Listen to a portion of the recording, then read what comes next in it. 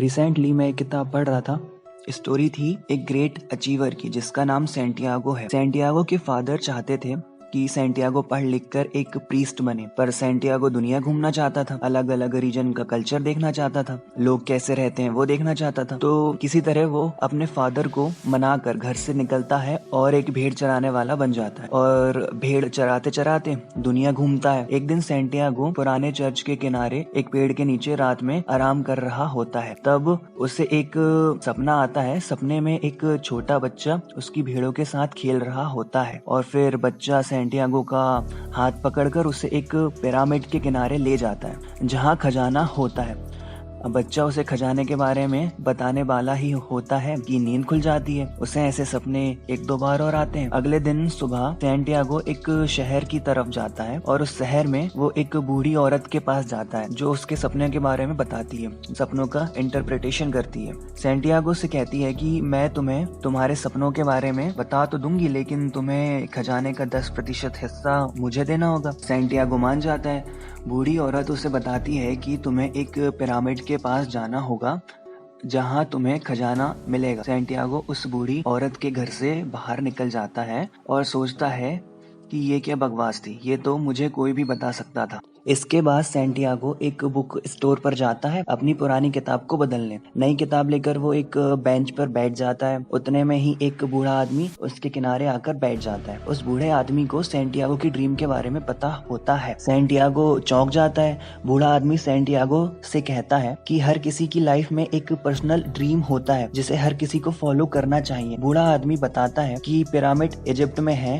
और तुम्हें अपनी सारी भेड़ें बेचकर इजिप्ट जाना चाहिए। सेंटियागो ऐसा ही करता है। वो अपनी सारी भेड़ें बेचकर पैसों के साथ शिप में बैठकर अफ्रीका चला जाता है। सेंटियागो अब एक नए शहर में होता है जहाँ की लैंग्वेज भी उसे नहीं आती और उसके सारे पैसे उस शहर में ठग लिए जाते हैं। सेंटियागो अपसेट हो जाता है और सोचता है कि उसे अफ्रीका नहीं आना चाहिए था। अब सेंटियागो के पास कोई रास्ता नहीं होता है और वो एक क्रिस्टल बेचने वाले की दुकान पर काम करना चालू कर देता है। फिर सेंटियागो नए नए बिजनेस आइडिया मर्चेंट को देता है और बिजनेस काफी बड़ा हो जाता है। एक साल के अंदर सेंटियागो काफी पैसे जमा कर लेता है, फिर भी वो अपने ड्रीम को नहीं भूलता है और उस काम को छोड़कर अपने ड्रीम को फॉलो करने निकल जाता है। अब सेंटियागो एक ग्रुप में शामिल हो जाता है जो सारा डेजर्ट क्रॉस करके इजिप्ट जा रहा होता है। उस ग्रुप में उसे एक आदमी मिलता है जो तांबे को सोने में बदलने वाले को ढूंढने के लिए जा रहा होता है, जिसे एल्केमिस्ट कहते हैं। सेंटियागो और उस आदमी की अच्छी दोस्ती हो जाती है और वो रेगिस्तान क्रॉस करने निकल जाते हैं।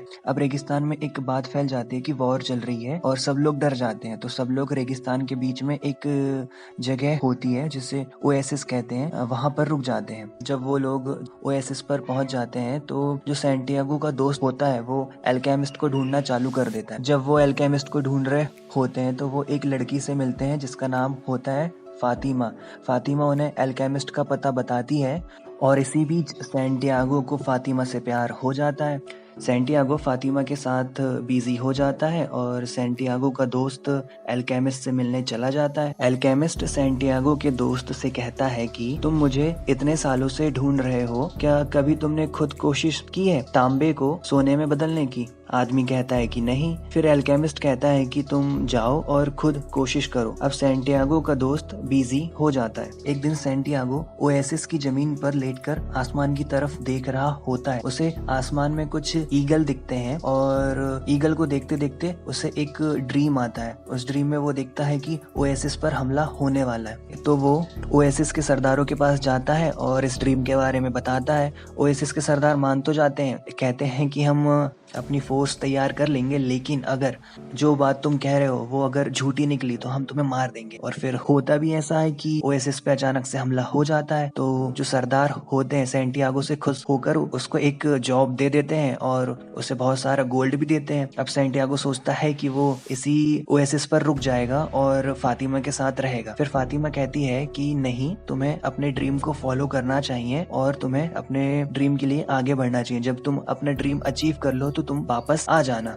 उसी दिन सैंटियागो एल्केमिस्ट से मिलता है और एल्केमिस्ट भी कहता है कि तुम्हें अपने ड्रीम को फॉलो करना चाहिए। और फिर सैंटियागो एल्केमिस्ट के साथ पिरामिड की तरफ निकल जाता है। जब सैंटियागो और एल्केमिस्ट पिरामिड की तरफ जा रहे होते हैं तो कुछ रेगिस्तान के लुटेरे उन्हें पकड़ लेते हैं। लुटेरे उनसे उनकी आइडेंटिटी पूछते हैं तो एल्केमिस्ट बोलता है कि जो मेरा दोस्त है सैंटियागो बहुत बड़ा एल्केमिस्ट है और वो खुद को एक तूफान में बदल सकता है। सैंटियागो सोचता है कि एल्केमिस्ट झूठ क्यों बोल रहा है। तब वो लुटेरे कहते हैं कि हम तुम्हें 3 दिन का टाइम देते हैं, अपने आप को तूफान में बदल कर दिखाओ, नहीं तो हम तुम्हें मार देंगे। सैंटियागो डर जाता है और सोचता है कि ये एल्केमिस्ट ने कहाँ फंसा दिया। अब सैंटियागो 2 दिन से सोच रहा होता है और तीसरे दिन वो एक ऊंची जगह पर जाकर अपने आप को तूफान में बदल लेता है और लुटेरों के सारे टेंट उड़ा देता है। इस तरह सैंटियागो एंड एल्केमिस्ट वहां से निकल जाते हैं।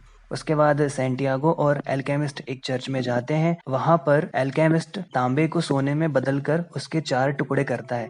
एक वो खुद रखता है, एक सैंटियागो को देता है और 2 टुकड़े वो चर्च के प्रीस्ट को देता है। और प्रीस्ट से कहता है कि जब सैंटियागो वापस आएगा तो एक टुकड़ा तुम उसको दे देना। और एल्केमिस्ट चला जाता है। अब सैंटियागो अकेले पिरामिड तक पहुंचता है और खुदाई चालू कर देता है। जब सैंटियागो खुदाई कर रहा होता है तो कुछ और लुटेरे आ जाते हैं और सैंटियागो के पास जो कुछ भी होता है सब लूट लेते हैं और सोचते हैं कि सैंटियागो ने ये सोना खुदाई कर कर निकाला है। लुटेरे सैंटियागो को खूब पीटते हैं और कहते हैं कि और खुदाई करो और सोना निकालो। फिर सैंटियागो बोलता है कि मुझे एक ड्रीम आया था कि पिरामिड के नीचे खुदाई करने पर खजाना मिलेगा, सोना मिलेगा। तो लुटेरे इस बात को सुन के खूब हंसते हैं और उनमें से एक लुटेरा कहता है कि मुझे भी एक सपना आया था जिसमें एक पुराने चर्च के किनारे ट्री के नीचे खजाना है, पर मैंने कभी ऐसे ड्रीम को फॉलो नहीं करा, मैंने कभी ऐसे फालतू सपने को सच नहीं माना।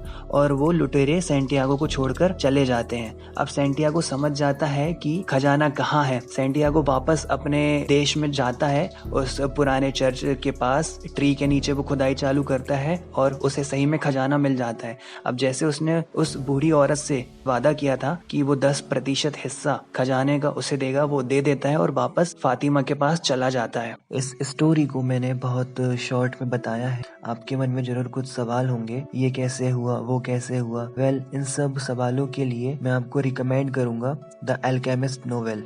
बहुत अच्छी किताब है, आपको जरूर पढ़नी चाहिए। चलो अब कुछ पॉइंट देख लेते हैं जो हमें इस किताब से सीखने को मिलते हैं। पहला पॉइंट है मेक डिसीजन। ये किताब हमें सिखाती है कि हमें डिसीजन लेना कितना जरूरी है। अगर सैंटियागो डिसीजन नहीं लेता कि वो अपने ड्रीम्स को फॉलो करेगा तो उसे कभी अपना टारगेट नहीं मिल पाता। दूसरा पॉइंट है ऑलवेज टेक एक्शन। अगर सैंटियागो डिसीजन तो ले लेता है लेकिन अगर वो एक्शन नहीं लेता है तो सिंपल सी बात है कि वो कभी अपने टारगेट तक नहीं पहुंच पाता। क्योंकि डिसीजन बस लेना इम्पोर्टेंट नहीं है, डिसीजन लेने के बाद एक्शन लेने भी बहुत ज्यादा इम्पोर्टेंट होते हैं। और जब हम एक्शन लेने चालू कर दे तो कई सारे ऑब्स्टेकल्स हमारे रास्ते में आते हैं, कई सारी परेशानियां हमारे रास्ते में आती है। इसका मतलब ये नहीं कि हम हार मान ले।